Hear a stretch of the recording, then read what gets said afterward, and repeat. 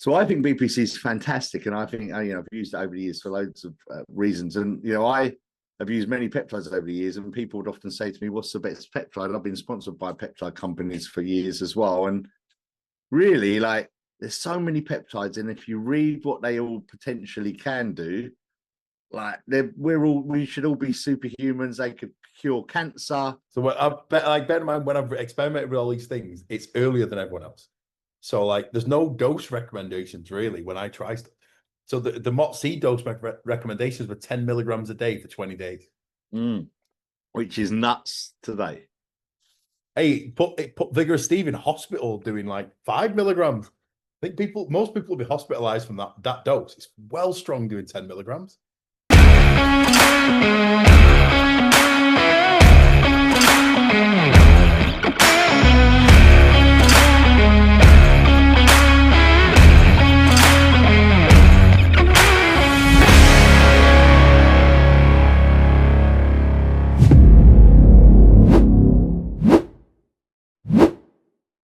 Seeing as you know all about peptides, what did you, and like you love a self-medication, what did you do then yourself to like start to speed your healing up? Obviously, most people have heard of things like BPC and TB, and I suppose you run that. Did you just run that? Did you do anything different with the dosage in or anything? So now we've got the access to TB 500, BPC 157, which most guys have used for recovery aids. They've been around for a long, long time. But then we started putting GHK-copper in the mix because it does have a better effect. But then we put KPV in. So then the Chinese manufacturers have been making this glow blend, which is TB 500, BPC 157, and GHK-copper. So that was glow. And then they added it as K-glow or clo, and that was with KPV. And it's just an easier way to dose it. Like, I was taking all 4 of them separately anyway. KPV was the last one I added. So you kind of notice when you put them in to a good dose, not the original recommended doses for like TB 500 and BPC 157 aren't enough to do anything. Like if you get a BPC a 1/4 milligram dose, it just doesn't do anything. And that's why some people were disappointed, like I was in the past. So then when I'm putting these in at decent dosages, I've gone, if you've got an injury, for example, I'll go with the Clo blend. So it has all 4, the TB, BPC, GHK, KPV, has all 4 of those. And then it's just an easy way to administer it in a higher dose. Because when I'm injured like that, it's like you've destroyed everything. Like I've got broken bones, nerve problems, ligament problems, tendon problems, like inflammation problems. My body was just broke. It needs the combined elements of all of those 4 ingredients, which is why we put them together. It's such a powerful recovery combination. And you do notice a difference. Like I got the injury last year, the broken leg last year, the broken leg this year on 2 different sides. The recovery you can gain whilst taking the peptides. So like your recovery rate is just generally better. Your body is going to have lower inflammation, lower pain, like healthier tendons, healthier connective tissue in every way. Whilst the peptide's in, if you remove it, you could be fully healed, but you could regress as well, which is what I've seen with some of my injuries as I've been recovering. When I stop the peptides, maybe I'll just run out, for example. I do notice like there's quite a regression. Yeah, you forget how it is to heal slowly or naturally, or I suppose how we're used to as we're getting older, because healing slows with age as well. So one thing that I'll pick up though on those things, and so I'm going to address, because I've read a lot about peptides and everyone sort of follow peptides, but I've also seen advice and evidence saying that with a blend like Glow, really the individual peptide should be administered in different ways strategically, as opposed to an all-in-one. Even that's an easy administration, and let's just throw everything in one barrel and you're done. But then there's research saying that certain peptides will counter other peptides if they're in the same, or their molecules will fight against each other if they're in the same like administration.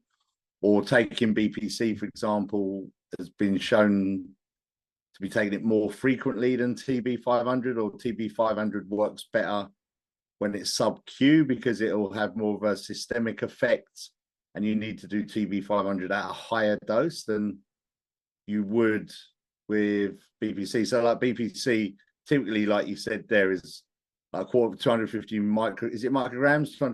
250 micrograms, milligrams. 250 milligrams. If it's the quarter milligram, it's 250 micrograms. Yeah, so 250 micrograms once or twice a day into the affected area. TB500, 5 milligrams once a week, or split that in 2 doses in the same week, like a Monday and Thursday, half and half. And so when you combine all of this in one, you're not necessarily getting that strategic like administration. And so what's your thoughts on that? Because obviously you run a peptide company, so you probably know more than most. I mean, I've tried them every single way possible, because I've just had availability. So then it's like, well, what's the best way to take it, or what's the easiest way to take it is usually the way forward. Because when you get to like 6 peptides, maybe 8, maybe 10, it's just inconvenient. You're mixing them all the time, and like you could get high dose vials, so you're not mixing them quite so often. But when you're doing all 4 and you're doing them every day, it's just a lot to deal with on top of other ones. So then if you can reduce them down, that is just, from a user's perspective, way easier. I found it way easier having the combination when I literally switched from 4 separate to 4 together. There's rumors from the United States where they like, the combination won't work chemically, it won't work. But that's just not true. I don't know where that's come from. I think it's to do with GHK copper being put in. But I mean, I've been to the manufacturing facilities in China. I've watched the peptides be made. I've spoken to the guys who make the formulations, because basically like, there's different departments. There's the guys that actually make the formulations, which I'm 1 meeting away from them, but I won't be back to China for a few months. But I wanted to meet with those guys to say, what peptides can we make? As in, like, what problems can we solve? What things can we put together to really understand the chemical combinations, and say what can go together and what absolutely can't. Because some stuff can. So if you get like Lantus insulin, I mean, I could get it now, I'll show you. If you get Lantus and mix it with anything else, it'll probably destroy it. So if you put like Lantus and growth hormone together, it'll just go cloudy straight away. And that I've never taken it like that, but Vigorous Steve always said it's just denatured, and it makes sense. It looks a mess. Mm-hmm. But most don't. Like the retatrutide and GLPs mixed with anything else seem to cause that. But if it's like TB500, BPC-157, you can mix them into a syringe most of the time. It doesn't go cloudy. It doesn't do anything. The only thing that might change the way it looks is like GHK copper is blue. Yeah. 5-1-MQ is orange. But if you're mixing them all together in the syringe, so I'll literally like get 1 syringe, pull them all in, backload another one, and then take it. So you're talking like 2 minutes, a maximum, if that. They're not really in the syringe long enough to have a problem. So the problems would come if it was in a vial sat for ages. If it's not in the fridge, it's even worse than being in the fridge. But if it's just sat in the vial all mixed together, then you could get problems, because then the chemicals will have time to be like in a few seconds. It's just like draw from one vial, another vial, take. Yeah, so I definitely agree with that. But I see now that obviously there's all these pens, these combination pens, where they have got 3 or 4 peptides all in one, and they have been sat, who knows where they're stored before they actually even get to the consumer. They might be in a hot warehouse somewhere in a different country, come overseas on a ferry in a container, sit in someone's back room, and eventually make it to the consumer, which none of it's been refrigerated probably. So in that case, you know, I don't know, I don't know or wouldn't necessarily trust that. I'd always, experiencing like bodybuilding and taking performance enhancers in my opinion, wouldn't ever be to advise anyone to take a multi-compound, like a a ripped blend or any of those things that used to be out there, because you never really know exactly the precise amount of each individual thing that you're taking, even though it is more frustrating to individually do the shots or load. Even those you could load into one, syringe if you was going to do it. But that's how I would look at peptides as well, is like if you bought them separately, you loaded the specific amount for the required effect into a needle and then use it. That would make more logical sense, because it hasn't had time to sit and fester, and you know the dose you're getting. Yeah, I mean the pens, like some things that have been put in a pen don't make sense to be in the pen. Like, someone messaged me last week, and it was, what was it, like hypermorelin or something, where you're taking the dose recommendation is once a week. It was something that was once a week, and then you take like a full vial once a week. So the pen is mixed to, they're always diluted to 3 milliliters. Yeah. So you're taking like 70 clicks to get the right dose. That's half a milliliter on a syringe. So if it's a high amount of the vial that you're going to take per time, it's way better in a vial. If it's a 40 milligram retatrutide pen, and you're taking like 3 milligrams a week, then yeah, the pen's fine. But people, like you just said, with the pens could be sat there for ages. The pens are mixed in China normally. So people are sat there with a pen that's been mixed in another country. It may have preservatives added to it, like it should have, but some people are just making these pens. So they're just getting the normal vials and then mixing the cartridges and making the pens. So does that happen in the UK and other places, I'm assuming? Sometimes China's just doing the same and then shipping it over. So it's like 2 weeks to arrive to the UK or anywhere else. And then, I don't know, at least a week till it gets to a customer most of the time. So it's at least weeks, but it could be way longer. Depends how big the stock load is that someone's got. So like the pens, they're not really a good choice, because they'll very rarely be appropriately stored. With most people these days, like the way they sell this stuff is just a joke. Yeah. So reckless. Just like you go in like a beauty salon and they'll just have a box of pens in the back. Yeah. Like not even in the fridge, not anything. Because most people don't care. Like obviously with bodybuilders, we're saying, I want to make sure it's sterile, high quality, it's not going to harm me. But the average person is just people trying to make money, people trying to save money, and most people don't have the education to really ask the questions of, well, where's this been stored? When was it? Just like basic stuff. I mean, this was why I went to China. I wanted to know, like, where are the peptides being made?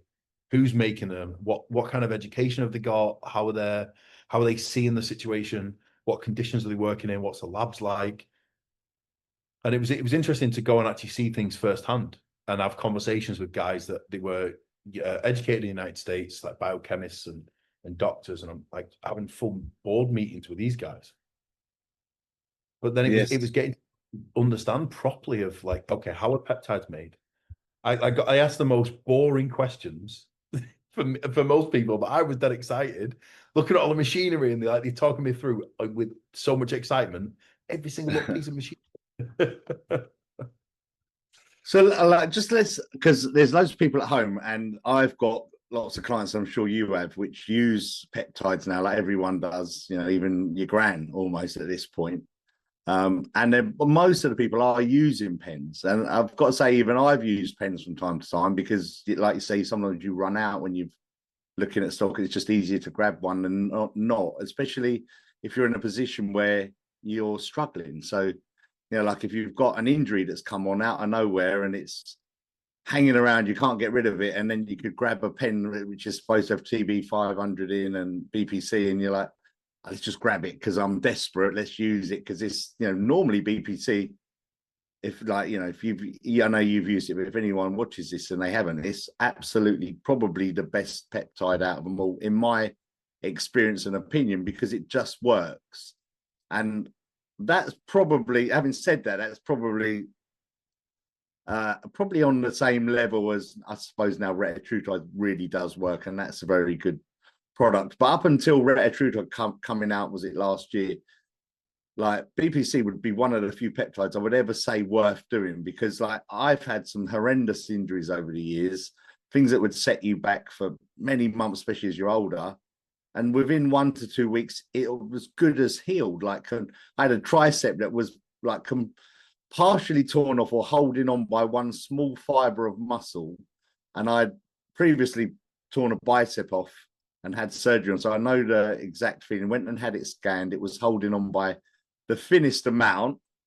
My surgeon told me there's no point operating on that. You've just got to rest it, leave it, allow scar tissue to kind of sort of cement it back into place. Because if he does reattach it, all he's going to do is take off this last fiber that's holding on and then sew it back on generally. So again, you'd have to wait for the scar tissue to kind of cement it back into place. So I used BPC then, and after about 10 days, my tricep, which I could hardly flex, like literally get out of bed, push myself off the bed, would almost feel like I'm about to tear it off. But obviously in the night when you're half asleep and you don't think about it, you're doing things such as that. And within about 7 to 10 days, my tricep was back. Say what? That's how I ripped my side open in bed, you know, when I just moved in bed. Oh yeah, like in bed you're half asleep, aren't you? So you're unaware of what's going on. That's when injuries, or you re-injure little issues. But so I think BPC is fantastic, and I think I've used it over the years for loads of reasons. And I have used many peptides over the years, and people would often say to me, "What's the best peptide?" I've been sponsored by peptide companies for years as well, and really, like, there's so many peptides, and if you read what they all potentially can do, like we should all be superhumans. They could cure cancer. There's like literally no reason not to be like tip top, but unfortunately they don't all deliver to their expectations, because obviously this is all speculation or studies done on rodents opposed to actual human studies. But with my own experience, I think BPC and TB500 synergistically work fantastically together to heal most things. And if in about 2 weeks of you using the correct dose, which I found the correct dose for me to be 500 micrograms twice a day of BPC and 5 milligrams of TB once or twice a week, which is kind of double what the sort of the kind of recommendations are if you was to look online. They've worked wonders. But don't forget, though, the recommendations have never been fully established in humans. Exactly, yeah. Like, this is what I found interesting. Like, the stuff I've done, I've had quite extreme cases of I broke my fibula and destroyed like the left side of my body. So then you're like, I mean, I can't double blind this and then injure myself and not use the peptides. But I know that I definitely shouldn't have recovered the way I have done in the time frame that I have done. Like, there's nothing wrong with my body now. The nervous system is just guarding in weird positions because the pain was bad and it was hard to move. So I'm like having to retrain movement patterns, but there's no pain. There's no joint problems. There's like, my joints are actually better than they've ever been, because in the process of fixing the bone, it's fixed all of my connective tissue, because I was doing mobility for all my body. So now my whole body feels loose. My whole body feels like it's 10 years younger. And I mean, TB and BPC are the two main components. We've used those for the longest time. It was where the whole peptide business started. One of my clients wanted some TB500, some BPC 157. He had tennis elbow during lockdown. Because everyone was doing repetitive movements, and he was doing bench press like repetitively in the garden. So then he got a forearm problem, and I was like, UK peptides are a bit expensive. I bet I'll be able to get you them cheaper. So I went and found them cheaper. And then I got some for me. And because at the time I had knee problems that were it'd been like 8 years. I think you probably had them in your younger years, and you probably got rid of them now, where my knees just got inflamed and I couldn't even bodyweight squat. It was debilitating. So I was teaching a class on Zoom in lockdown. I couldn't even do a fucking bodyweight squat. So then to get my knee health back was life-changing. But what, you go to the doctor, they give you a cortisol injection, some pain medication maybe. The old school way in the gym was take some Deca, that might help. And these things might help. But the thing that cured my knees and got full health back to a point now that I'm now years on, and my knees are healthier than ever. I have no knee pain at all, no clicking of my knees when I go down, no inflammation. And it's because I've used TB500, BPC 157, and then additionally the GHK-Cu and KPV. Those together are like just the recovery supercharger that, like we've said, you can recover beyond what is natural. You can recover what's possible at a normal rate. So I've upped the dose quite a lot. I've gone to like 10 milligrams a day of TB and BPC for about 7 to 10 days. Wow. Because this year when I injured my leg, I was in South America alone, and I got home and I had to walk on a broken foot. There was no way I could get home. I had to just damage myself a little bit to get home. So then when I got home, I had just like 3 weeks to recover before Dubai. So it's like a soldier going back out on deployment. I'm like, what peptides can I take? So it was those 4. MOTS-c was a massive one, because MOTS-c is going to help bring your cells back to life. But if you're injured, your whole body's just going to have, like, it loses life. Plus, as we get older, we just naturally lose the cellular function, cellular health. Your body starts to, like, spin out of control where it can't keep up with the rate of turnover on the cells. So MOTS-c, as you've probably experienced, Neale, I think the same thing.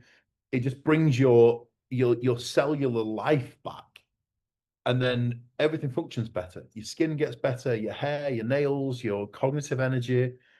I've noticed that I'm able to train way harder in the gym, way harder, taking MOTS-c. It's almost like the environment you create gets adapted to way better by your body.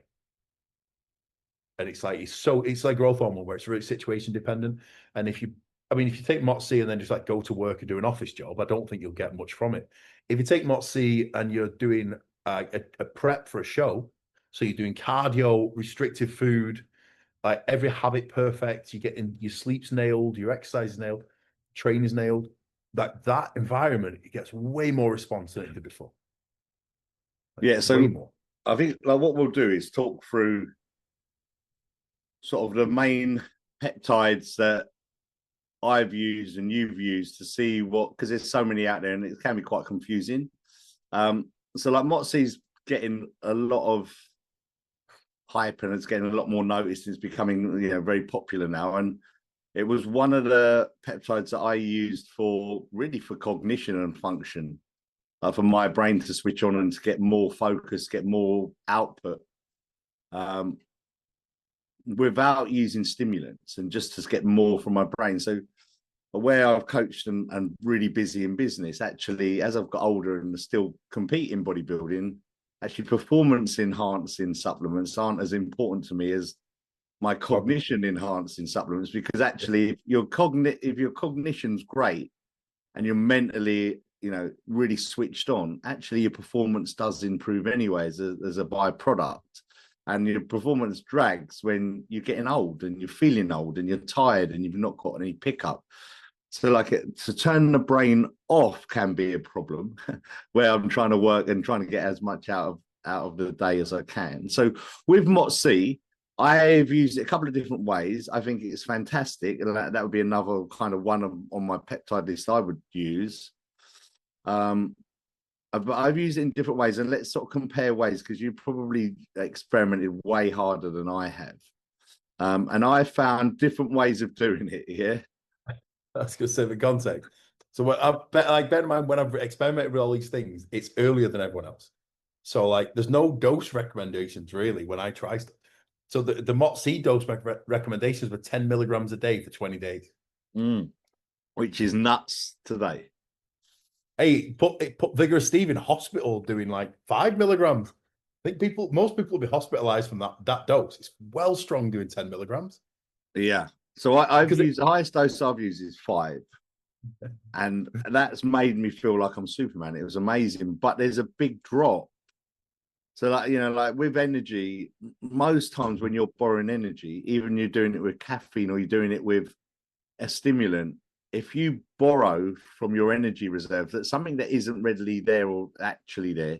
It's like taking a loan from a bank. So you can borrow that money, but you're going to pay it back with interest. And that's kind of the same with your energy demand. So or your dopamine, or whatever that format is. So when I used 5 milligrams, and my initial dose was 5 milligrams 3 times a week, like the day and the subsequent day were amazing. I was flying, like absolutely flying. I thought, wow, this is how life should be. I'm feeling younger than I ever have. But then after a period of weeks, it was like almost like a come down effect where you're just hanging because you've had so much addition, in my opinion, so much additional energy and output. Now you're having to like rebuild that and allow time to rebuild that back up. What's your view on that? So there's a few different things going on. Some of it is just like you get a long-term debt and it like an energy debt where I think Alex Keegle said where he's overspinning the cells. Like it's a good way to look at it. Just like the activity on a cellular level is just so overpowered that you just get fatigued. So guys like us seem to be able to respond better. Like our bodies have, like it's a more intelligent, developed system. So that you can give us a higher dose of something, our body can respond better, longer, sharper. But the MOTS-c seems to really make you crash. Like all of that, because me and Amy really experimented with it last year. We both noticed the same thing. You're just like, let's train twice a day at first. Energy's through the roof. Yeah, let's train. Let's go to the gym. Like what? And like it was even stuff like I was folding my clothes for the day. When I woke up in the morning, it was like I'd make the bed. It was perfect, and like everything, I'm like nailed it. Like everything was perfect. Because when you've got more energy, your knee goes up straight away. So it's like I move out of the house. You don't care about doing steps. You don't care about picking that thing up from the floor, tidying up. You like doing all the extra bits as you're going through the house. So like the house was so tidy, and like I'd be putting everything out, so the day was just smooth because I had energy to make sure everything was complete properly. Whereas when you're tired, you're just like, oh, I can't be asked. I ain't got the energy. And that's what most of us get to. I'd say by the age of 40, people are starting to just be that tired with life feeling. Yeah. So MOTS-c can help you not only in the short-term basis of like you feel better on the day-to-day, but long-term, if you don't overdo it, it can bring some of that life back where you've got the energy to do things. You can go back to the gym multiple times a week where some people like to say they don't have the energy. And they're struggling to get through life because the body's just not working on a cellular level. So you can take retatrutide and you can eat less calories, but your body doesn't know how to efficiently burn body fat because the cells and the systems that are needed just aren't functional. And that's when stuff like MOTS-c comes in because it's bringing your body back online to be able to burn fat in the low calorie state, to be able to actually train hard to recover from with the recovery peptides. Because like, if you've got no energy, you can't really do much new. So where have you found like a sweet spot for you now with MOTS-c? So I'll tell you where I am. So where I am, I use it probably 5 or 6 days a week. I'll use it on my work days, generally my weekdays, and possibly Saturday. I'll always have Sunday off, and I found 2 milligrams, to be honest, to be a perfect sweet spot for me, where there isn't a drop, but there isn't such a high. There's just a slight pickup of cognition without a crazy amount of cognition that follows with a drop. So that's what I found is like a sweet spot with me. And then after a period of time, maybe it's probably 8 to 10 weeks, I'll start to notice that energy pickup, that cognition is starting to not be there. So rather than push the dose up there and then pull yourself down into, and a position where you're going to have some fallback and a downer that comes from sort of robbing your energy, trying to drive the dose up to find the same effective dose, to have a break, leave it 4 to 6 weeks, and then bring it back in at 1 milligram, because you'll get a response when you're fresh. And then after 4 or 5 weeks, maybe you might need to push that up to 2. But then I found if I was pushing over 2 milligrams a day, there would be that drop out or that come down that you're like, you're chasing the dragon at that time, trying to find a positive solution to the optimal next dose up. And that now you're starting to kind of get into abuse rather than use. Yeah, because you can easily start to increase the dose, increase your output. So now you're just as tired because you're doing more. And it's like a never-ending cycle. But the one thing that could be interesting for you is taking SS31. Yeah. So I did definitely I did use SS31. I do think that works really well. I think what I found from using SS31 is that it helps. It improved the usage of MOTS-c. So from what I've read into it and looked into it, is it repairs any damaged cells. So now the MOTS-c can activate more of your actual cells that are now free to be used rather than damaged. And so in that way, you can use less MOTS-c, but still have an effect. But the way I use that was use it at the start of running MOTS-c. So you've repaired any damaged cells before you use MOTS-c to then get the best effect from the minimum dose.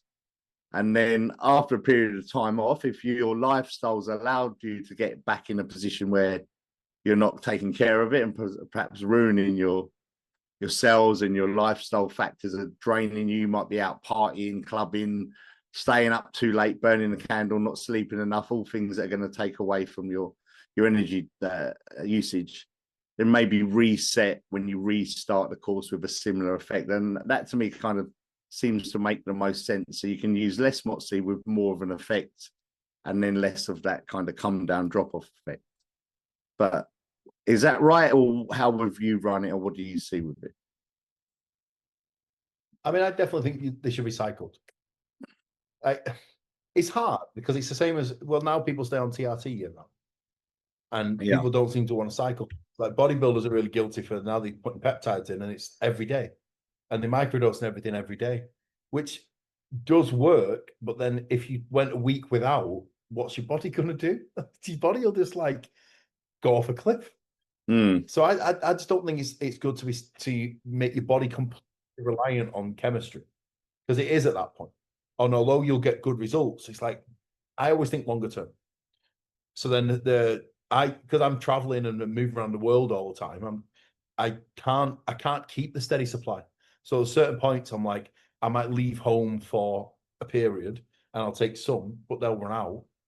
And then I usually can't get any more for like certain countries. I just can't get them really. It's inconvenient to get them. So I let them cycle. I let each peptide cycle. And then I actually feel the benefits again. Like you're saying, you'll start on a lower dose. There's certain ones like MOTS-c that you do feel a bit more. Retatrutide, you'll probably feel a bit more. Melanotan, you'll feel a bit more.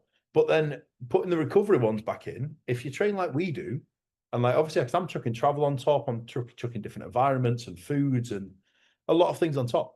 So when I reintroduce BPC and my gut health gets better and my body feels less inflamed, like I know about it and I can feel them working, and I can feel my body feels sharper and it feels less inflamed, like I said, and the joints are hurting less. And like I'm able to just push to a higher level, which I know I can when I've got no peptides. Like it's like if you're no anabolics, no peptides, you actually cannot physically push as hard. Your body it's not the same machine. And it's a big part of the people don't realize when they put in some of these peptides in, they just like randomly taking stuff and just taking it for ages. And then it's like, oh, it stopped working, I'll take more. Whereas sometimes, like we say, you just need a break. The same as you might need to pull back from training or pull back from stimulants if you're in a diet phase and you're just tired. Sometimes your body's just tired. You need to rest. Like you need to take some time off the gym. You need to take some time off the peptides and food and supplements and let it breathe. Right. So what I'm going to do here at this point, mate, because I'm running out of time. So there's loads to cover. We've kind of just had a little chat there on peptides, and we haven't covered anything else. So what I'm going to do is we'll catch up, and if that's all right with you, and do a second part to this. But what I want to leave on is like a quick fire round for you, right? So you're going to say, I'm going to list you a load of peptides and so on. You're going to give me a different rating from the Gym King days, where we've got an A tier down to down to a D for dunce tier. So an A tier is a top rating, and we're going to go all the way down to E. So E is pretty useless. So from A to E, and there's an S tier. Okay, so S is like super must use. And when I give you the name of the peptide, just give me like the shortest one word or two words that you can, what that hormonal peptide does for you. So if I said BPC, you'd say healing. S tier, probably something like that. And just so we can run through, and then and if anyone's listening that's looking at these peptides, anything that's not an S or A tier, in my opinion, I'd say don't waste your time. Sound good? Yeah, let's go. All right, let's go. All right, so let's start with BPC 157. I'm gonna say A tier, and it's recovery for A tier. Okay, and TB 500. A tier. GHK copper. That also A tier for recovery. CJC 1295. I'd say a B tier. I don't rate it that much. And what's its usage? It's more like a recovery growth hormone secretagogue. I've never really rated it. Okay. So Ipamorelin. I'd say that's also a B tier, same sort of reason. It's a growth hormone releasing peptide that doesn't really, I don't think, is worth the money. But some people get great results from it. Yeah, or do they? Well, they think they do. They say they do. Placebo can have a huge positive effect. I'm with you, those on any kind of growth hormone releasing type peptide. They're trying to mimic what you can get probably cheaper and with less frequent injections and just using growth hormone. So let's say growth hormone or human growth hormone. What would you rate that? I mean, if you've got a good budget, it's an S tier. Because if you're going up high dose, it's not even comparable to anything else. But if you're just a few IUs, maybe the peptides a combination of peptides can mimic it. But once you start going above like 4, 5, 6 IUs above, you can't get that high of peptides. Okay, MOTS-c? S tier, absolutely S tier for everything. It's just like a full system upgrade. Okay, SS31. I'm gonna say A tier. A tier for mitochondrial health. We'll say. NAD plus. A tier, mitochondrial health and energy. I was thinking this today. I was walking up the road thinking, really do some NAD, because it's just like you get a bit of like internal energy back. It's a very, once you know these things enough, you can feel the specifics of like, I could do with that right now. You know, like sometimes you're like, I could do with a coffee right now. I'm a bit tired. That same feeling is what I got walking up the road going, I could do with some NAD. I feel a bit, I don't know how to describe the feeling that I feel that I'm trying to satisfy. But NAD, yes, definitely is A tier. Okay, and then the final one, I'll say TRT or obviously testosterone at a TRT dose. I still think that's an S tier. Okay. S tier for men. If you get a man with low testosterone, like you'll have dealt with them as well, where they're just not a man. It's like you've just taken their soul and ripped it from the body, and they're just dragging themselves through life. And then when they get TRT, they have a completely different person, completely different, even on a medical replacement dose. And it shows the power that testosterone alone as a single hormone has on so many systems. Yeah, I mean, what I'd say as a caveat to that, because this is generally what I do is work with men that are over 40 that have got broken hormones. And today's world of let's just take a peptide or take TRT. And actually, all I'll need is testosterone replacement and I'll be fixed. And that's the flaw. Like what you're saying, testosterone is an S tier. It will absolutely reset people's issues in their health, but only if they've reset the foundations of their issues beforehand. You know, like if you just start using TRT, but you're sleeping 5 or less hours a night, you're hugely overweight and you've got so much belly fat that your stress from work and your lifestyle choices of food and your cortisol and estrogen are really high through the roof. Your blood sugar's ruined and your insulin sensitivity is terrible. And then taking TRT at 100 milligrams every 2 weeks or whatever you're prescribed, it's like farting in a gale. It's got absolutely no use. It's going to have no effect. And what we need to do is get the gale fixed first before we start farting. I will say, like, I got really sick this year. I've not told you guys. When I got to India, mate, I was sick. Like my immune system was just like destroyed. My body was so dysfunctional. Everything was wrecked. I had to go to physio a normal doctor. I got loads of medication, load of medical treatment. But it's because I've been taking care of myself. And I was thinking, because we're like this, and we still stick to our meals, even on a bad day, going through a bad time, you still get your meals in, you still go to the gym. So you don't look as unhealthy as the average person in the same sort of situation. But I was well unhealthy. I just wasn't really overweight and like not exercise at all. And I wasn't eating McDonald's every day, but I was still like high stress, not slept in properly in months, like months and months. And just everything that we'd see with a guy that's in his 40s, overworked, overstressed, unhealthy, like just a healthier version of it. And I had to stop. And it's like sunlight, good sleep, like sleeping so much more, so much deeper, so much better. It's put a lot of emphasis on sleep, a lot of emphasis on just like taking rest days and days off and trying to recover my nervous system, a lot of massages to try and like just breathe and just get rid of the tension. My body was so tense from like all this stress I was carrying. And then it's like peptide therapies to aid the recovery and the rehab work. It was like going to a drug rehab, that kind of, you're completely redoing your life. And I think you have to, as a guy who's pushed with an obsessive drive into an unhealthy state, and it's like we've neglected our health in loads of ways. I think a lot of guys will do this. So then make the stand, and it was like I've gone to see 6 different doctors in 3 different countries to get different things done in my body to get it moving properly and to really put the effort in, because I thought I don't want to get unfit, unhealthy, and like old when there's no injuries, there's no reason to. It's just pure neglect, and a lot of guys just neglect themselves. And when you've got to put the effort in and say, well, I'm taking control of my health, my life, and I refuse to like age just badly, because you come to Asia and people are aging well because they move a lot more, and just a lot more movement, a lot less processed food, a lot more real food, more physical activities.